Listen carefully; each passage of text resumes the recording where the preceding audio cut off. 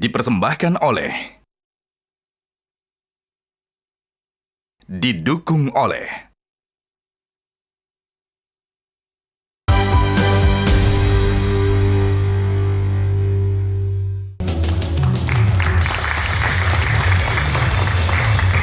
Anda kembali bersama kami di Top Economy Special Islamic Economy. Kita lanjutkan diskusi tadi dari Prof. Ais. Bagaimana Bu melihat keunggulan kita dari sisi fashion, tourism, dan juga sertifikasi halal begitu ya, halal industri kita. Tapi SDM-nya apakah itu sudah mumpuni, memang sudah sesuai dengan kelas dunia atau kelas global? Ya, baik. Pertama untuk pengembangan industri halal saat ini kan kita tahu bukan hanya perbankan, lembaga keuangan syariah tapi juga industri halal.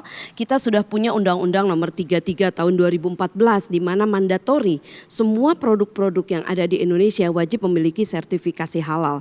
Dan kita sudah melihat banyaknya player-player baru, pemain-pemain baru di sektor industri halal baik di fashion, kosmetik, kuliner dan lain-lain, dan ini sudah mulai memasuki pasar bukan hanya pasar nasional tetapi pasar ASEAN dan juga internasional. Misalnya kosmetik, kita punya kosmetik yang mungkin kita nggak menyebutkan mereknya tetapi itu sudah masuk ke pasar internasional. Kita membutuhkan memang masih SDM. Yang dibutuhkan adalah memang peningkatan SDM yang memiliki kapasitas bukan hanya memproduksi tetapi inovasi dalam produk-produk sehingga kita bisa menghasilkan produk-produk halal yang kompetitif di level dunia. Dan untuk itu juga dibutuhkan adanya auditor halal yang bukan hanya standar auditor halal nasional, karena di kita ada auditor halal, ada penyelia halal, ada asesor halal, ada pendamping halal, bahkan juru sembelih halal. Ini harus berstandar internasional sehingga kebutuhan SDM ini tidak juga memenuhi hanya di Indonesia tetapi juga dibutuhkan misalnya juru sembelih halal di negara-negara yang memang di sana kategori non muslimnya sedikit begitu. Nah, untuk itu kita perlu mematchingkan antara kurikulum yang ada di perguruan tinggi dengan industri sehingga orientasi link and match ini perlu terus kita bangun bahwa kurikulum di perguruan tinggi harus menyesuaikan dengan perkembangan industri dan demikian juga industri perlu mempertimbangkan dan perlu masuk ke dalam penyusunan atau desain kurikulum di level perguruan tinggi. Dan ini perlu kita benchmarking ke negara-negara lain. Dalam konteks ini memang sekali lagi kita masih perlu banyak berinvestasi. Baik, itu dari Prof. Ais, saya ke Prof.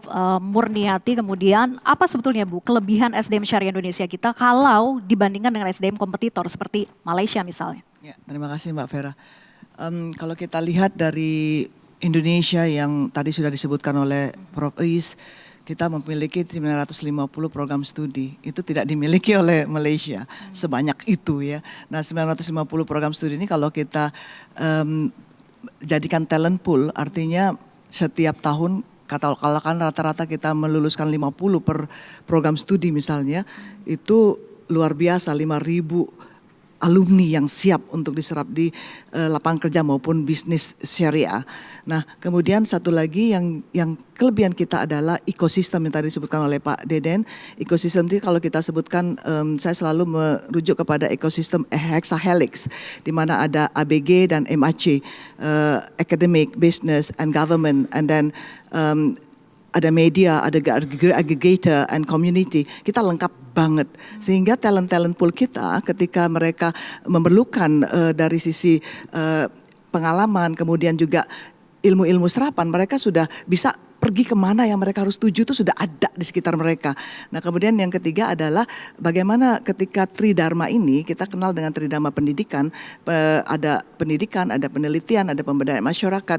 Ini juga sudah menjadikan satu kesatuan dari ekosistem yang sudah disediakan untuk talent pool kita. Nah sehingga misalnya kita bicara soal pemberdayaan masyarakat, mereka bisa dengan mudah mencari kearifan lokal dari ujungnya Aceh sampai ke Papua sana, begitu kayanya kita sehingga menambah kemampuan mereka untuk bagaimana membumikan ilmu-ilmu yang mereka dapatkan sehingga mereka nanti bisa diserap di dunia kerja maupun bisnis. Nah kemudian lagi dari segi penelitian misalnya, banyak sekali dari lembaga keuangan syariah saja kita ada ribuan koperasi. kemudian bank-bank umum syariah, kemudian unit usaha syariah, kemudian itu baru perbankannya, belum lagi asuransinya. Jadi sangat kaya sekali yang mereka bisa kemudian jadikan bahan-bahan penelitian. Data-datanya apalagi BPS sekarang, kemudian data-data dari setiap bank juga sangat-sangat memungkinkan untuk didapati dari secondary data yang dapat di website, yang merupakan ini suatu kekayaan yang dimana mereka bisa memperkaya kualitas pendidikan. Itu Mbak Vera. Jadi artinya kita tidak kalah sebetulnya begitu ya Bu Iya, ya? iya. Oke, dibandingkan dengan Malaysia ataupun bahkan Timur Tengah. Iya.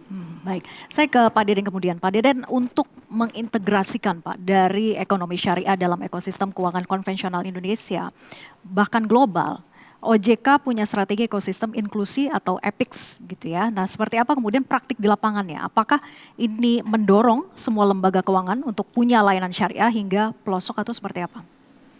Baik, terima kasih Mbak Vera. Jadi sebetulnya EPIX itu memang fokusnya adalah kepada inklusi.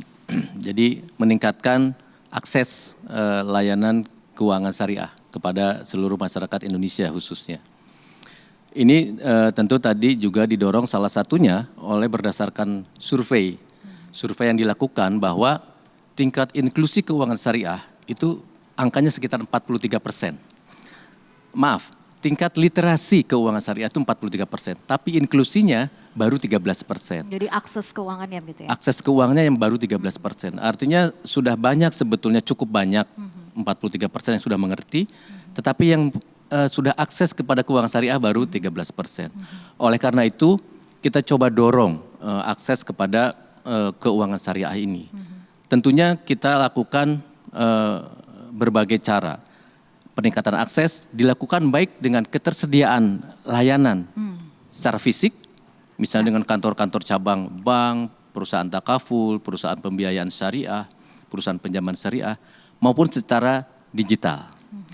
Ada hal yang menarik dari kajian yang kita lakukan, bahwa bisa dikatakan dalam 5 mungkin 6 tahun terakhir, sebetulnya jumlah layanan fisik perbankan secara nasional jumlahnya sebenarnya turun. Jadi jumlah kantor cabang itu turun.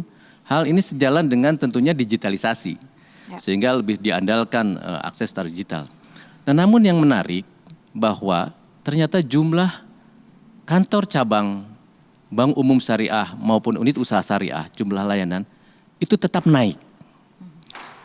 Karena memang jumlahnya belum terlalu besar tentunya dibandingkan dengan konvensional. Dan ternyata berdasarkan kajian kita, keberadaan fisik dari layanan keuangan syariah masih diperlukan. Meskipun bahkan untuk onboarding pun sudah bisa dilakukan secara online. Ada suatu diskusi ringan yang menarik dengan salah satu pengurus dan santri di pesantren. Bapak Ibu sudah memahami tentang keuangan syariah? Iya. Tapi kenapa ya masih berbank di bank konvensional? Jawabannya singkat, karena yang ada di depan situ, yang di dekat sini adalah kantor bank konvensional. Jadi masih sangat berpengaruh.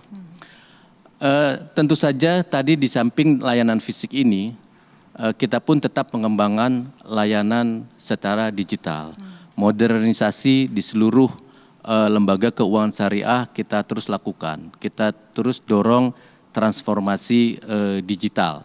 Karena bagaimanapun yang kita inginkan, setidaknya layanan keuangan syariah sama dengan layanan konvensional. Tentu kita harapkan ada nilai tambah lain. Nilai tambahnya antara lain yang sekarang sedang marak dan cukup digemari adalah inovasi layanan digital untuk kegiatan sosial ataupun social finance. Misalnya pembayaran wakaf, zakat, infak, sodako yang bisa dilakukan secara digital di platform-platform yang dimiliki oleh bank syariah. Itu juga meningkatkan akses masyarakat kita terhadap layanan keuangan syariah. Ya, salah satu kemudahan yang akhirnya mendorong mereka untuk bisa mengakses keuangan syariah begitu ya. Saya kemudian ke Pak Dadang. Pak Dadang, seperti apa sebetulnya Bank Indonesia mendorong ekosistem keuangan syariah, merespon Pak kebijakan fiskal kita di tahun 2026 ini yang dirancang ekspansif dan tentunya terarah untuk pertumbuhan ekonomi. Tapi dijawab nanti Pak, usai jeda tetap bersama kami di Top Economy.